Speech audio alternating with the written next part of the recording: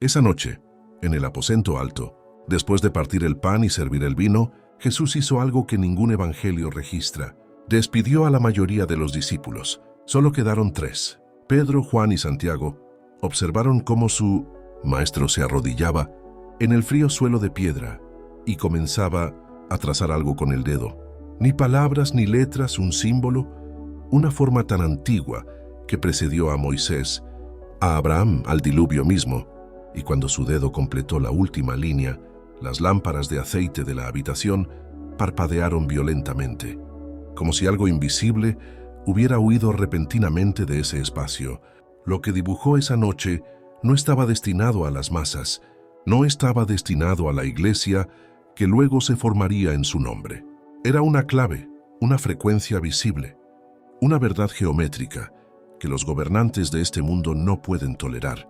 Y durante 2000 años, este símbolo fue buscado, ocultado y borrado sistemáticamente de todos los textos que el Vaticano pudo conseguir. Pero esto es lo que nunca anticiparon.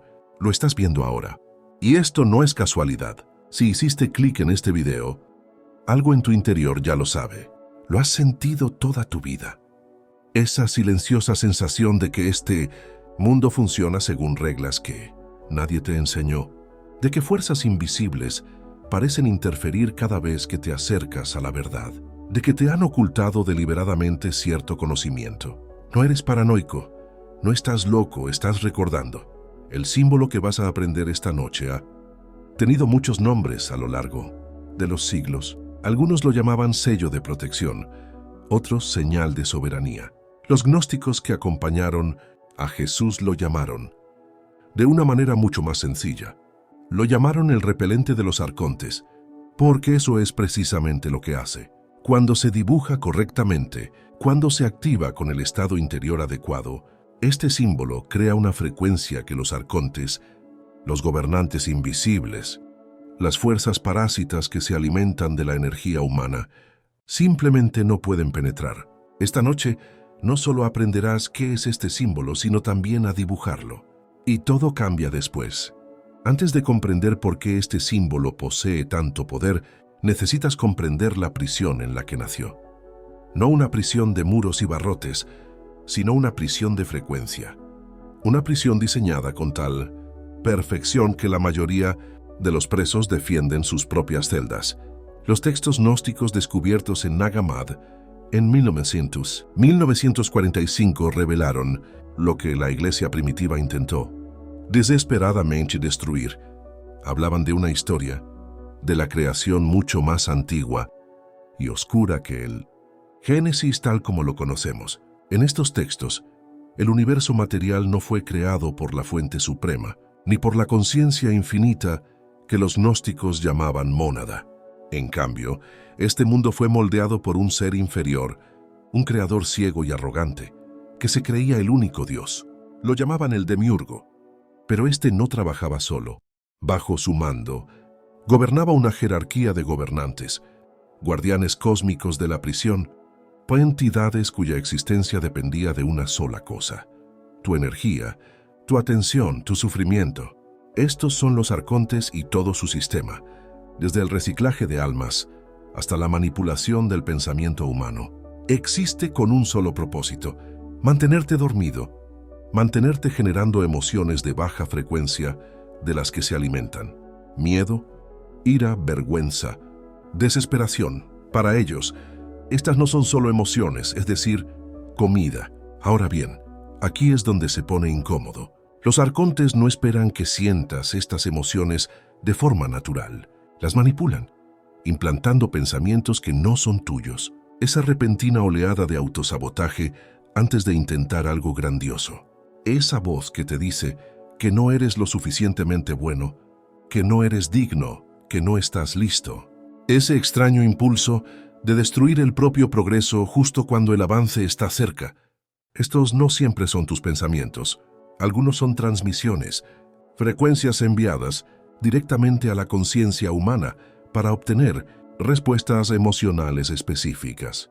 El Evangelio de Felipe, uno de los textos que Roma nunca quiso que leyeras, lo dice directamente.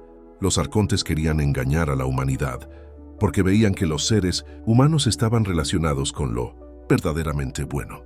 Tomaron los nombres del bien y los atribuyeron a lo que no es bueno. Así, mediante nombres, engañan y conectan a la gente con lo que no es bueno. Relee esto mentalmente. Usan nombres, etiquetas y conceptos para atarte a lo que te perjudica, mientras te hacen creer que te beneficia. Esto no es una superstición antigua, es el sistema de control más sofisticado jamás diseñado, que ha estado en funcionamiento durante miles de años. Pero había una falla en su sistema, un error que nunca anticiparon. Algunas almas que encarnaron aquí portan algo que los arcontes no pueden fabricar ni destruir, una chispa divina, un fragmento de la mónada misma, envuelto en carne, pero nunca completamente contenido por ella. Los gnósticos llamaban a estas almas pneumáticas, las portadoras del espíritu. Y si todavía estás viendo este video, si estas palabras resuenan en lo más profundo de tu corazón, y no solo las procesa tu mente, entonces ya sabes a qué categoría perteneces. Los arcontes reconocieron esta amenaza desde el principio. Sabían que ciertos humanos no podían ser controlados por completo, no podían ser completamente hipnotizados por la ilusión material. Por eso, desarrollaron estrategias diseñadas específicamente para almas como la tuya, para mantenerlos distraídos, para que dudaran de sí mismos, para aislarlos de otros que portaban la misma chispa, y sobre todo, para mantenerlos ignorantes de las herramientas que podrían liberarlos. Aquí es donde Jesús de Nazaret se vuelve peligroso para la narrativa oficial. La iglesia erigida en su nombre quiere hacernos creer que vino solo para perdonar pecados mediante su muerte. Cree en lo correcto, realiza los rituales correctos y serás salvo después de morir. Pero los evangelios gnósticos presentan un panorama radicalmente diferente. En estos textos, Jesús no es principalmente un sacrificio, es un maestro, un revelador de conocimiento oculto, un ser que descendió a esta prisión, específicamente para entregar las llaves a los prisioneros.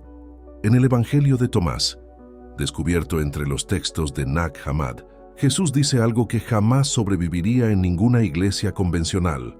Él dice: si sacas a la luz lo que llevas dentro, lo que saques te salvará. Si no sacas a la luz lo que llevas dentro, lo que no saques te destruirá. No se trata de creer, se trata de activar, de sacar a la luz algo que ya llevas dentro. Y una de las herramientas de activación más poderosas que enseñó nunca fue concebida para ser hablada, sino para ser atraída. El símbolo que analizamos esta noche aparece fragmentado en múltiples tradiciones, siempre algo oculto, siempre codificado.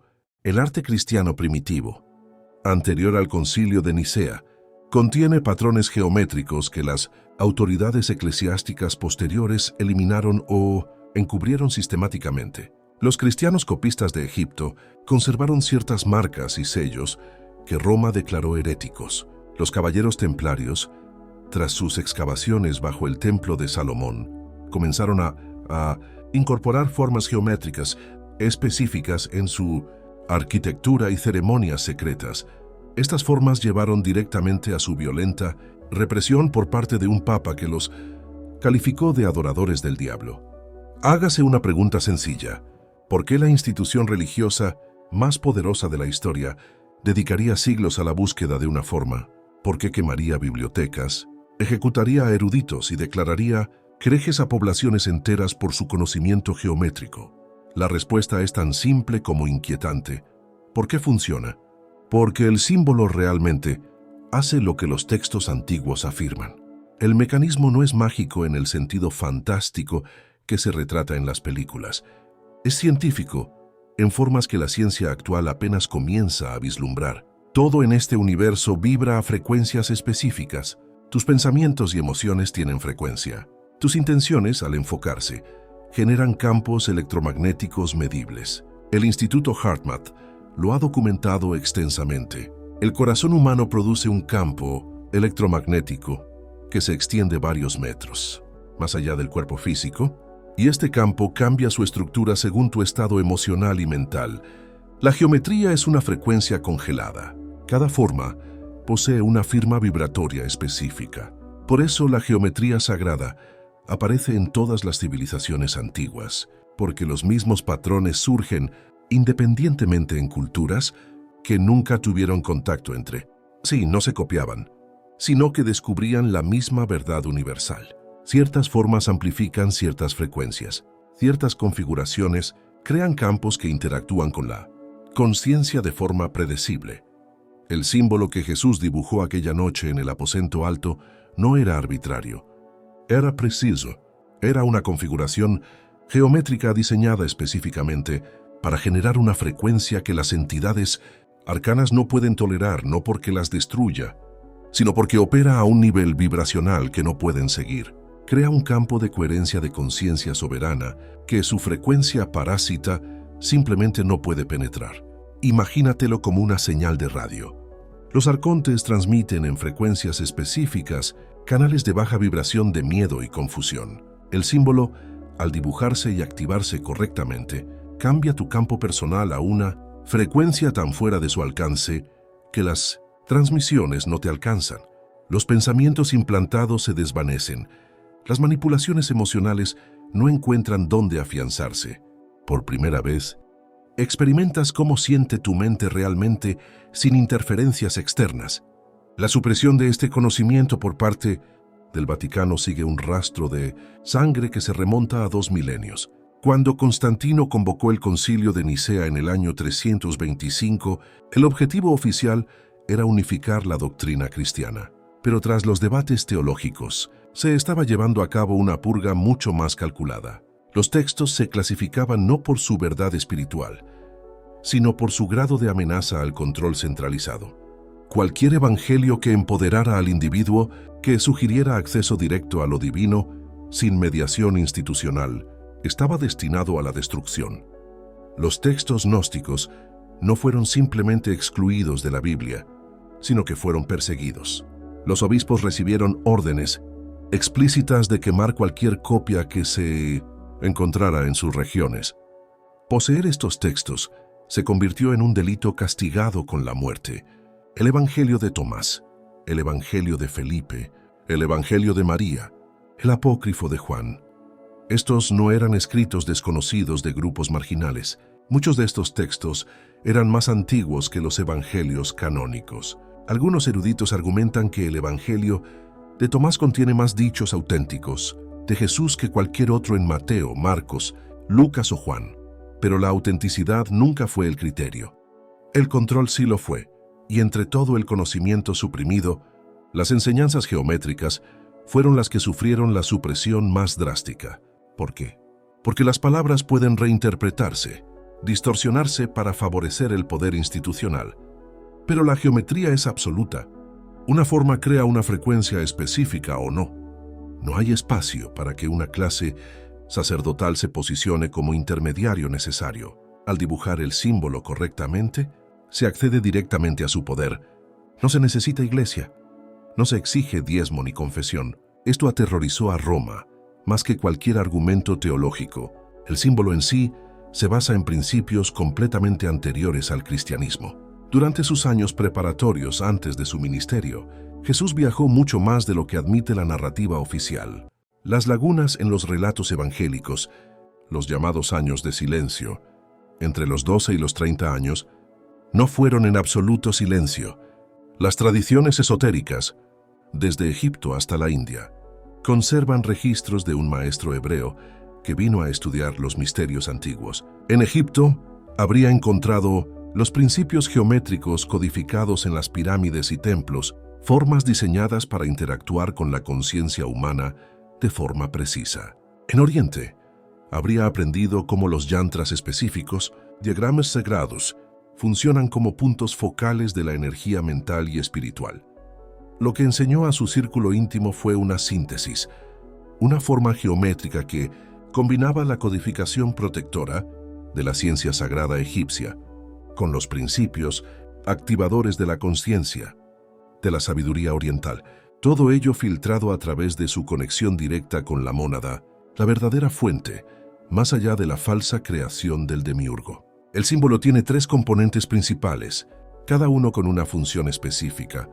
El límite exterior representa tu campo soberano, el perímetro energético de tu ser. Esto no es metafórico. Tu cuerpo genera campos electromagnéticos medibles y estos campos tienen límites donde tu energía se encuentra con el entorno externo. La línea exterior del símbolo, al dibujarse con intención consciente, declara y refuerza este límite. Es una declaración escrita en el lenguaje de la frecuencia. Soy soberano, soy completo. Nada entra en este campo sin mi permiso consciente.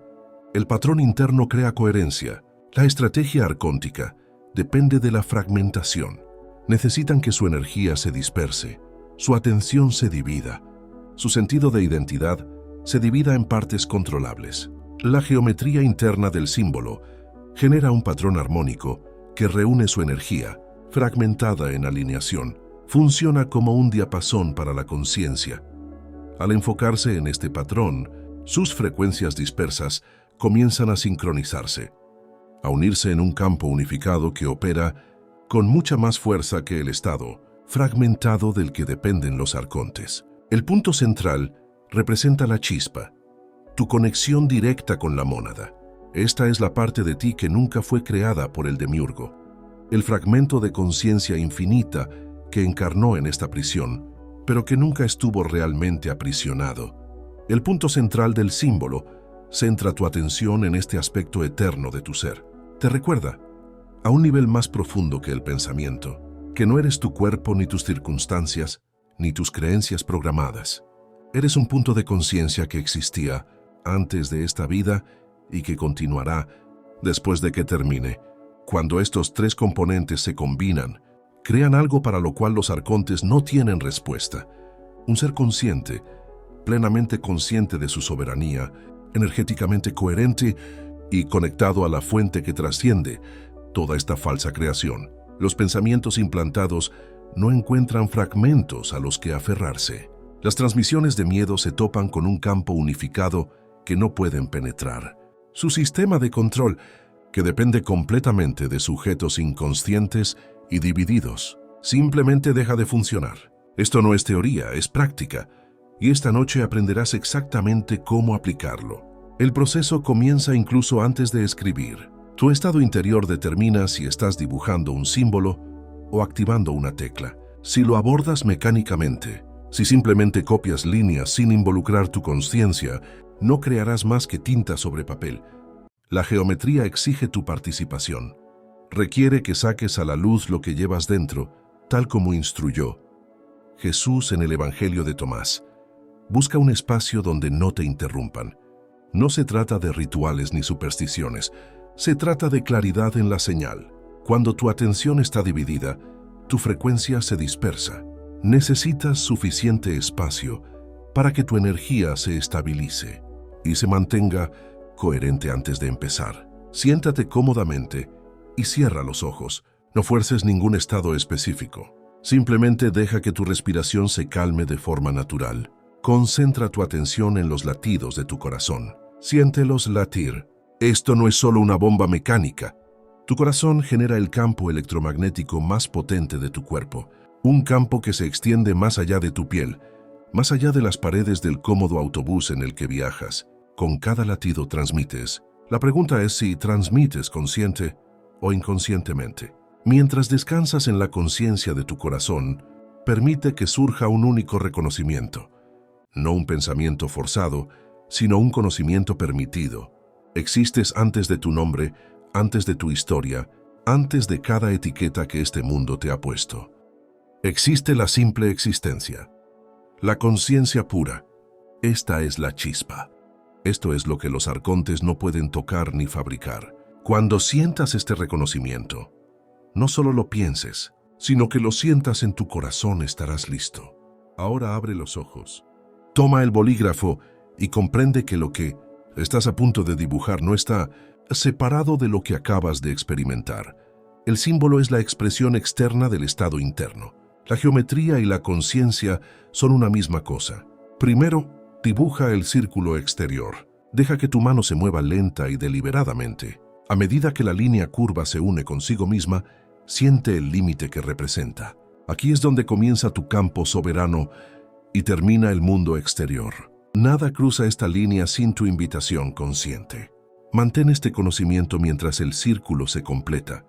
Dentro del círculo, dibuja la cruz de brazos iguales, sin inclinación ni ornamentación. Simple.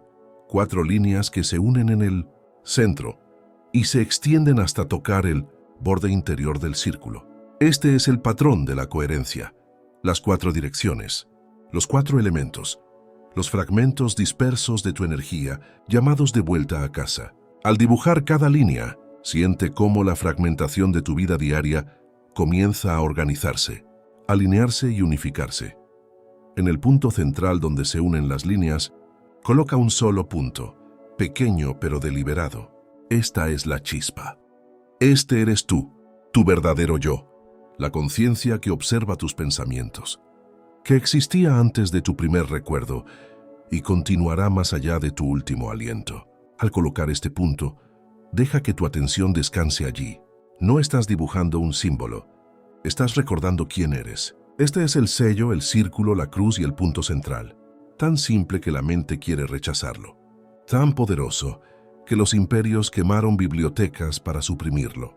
Guarda este dibujo en un lugar donde lo veas a diario. Redibuja cada vez que sientas que regresa la interferencia familiar. Dudas repentinas, pensamientos arraigados, fugas de energía sin una fuente visible. Cada vez que lo dibujas conscientemente, refuerzas la frecuencia. Cada vez que trazas esas líneas con conciencia soberana, transmites una señal a la que los arcontes no pueden responder. Nunca debiste ser prisionero aquí. Naciste con una llave, pero olvidaste que la tenías. Esta noche lo recordaste. Lo que hagas con ese recuerdo es totalmente tu decisión. Si este video te llegó, compártelo con alguien que esté listo. No todos lo escucharán. No todos deberían escucharlo. Pero en algún lugar de tu vida hay otra alma atrapada en la misma confusión que una vez sentiste, esperando precisamente esta información. Confía en tu intuición. Ya sabes quién eres. Regístrate y mantente conectado. Esta no es la última clave. Hay más, y cuando estés listo aparecerán. El círculo está completo. La cruz está dibujada. La chispa está encendida.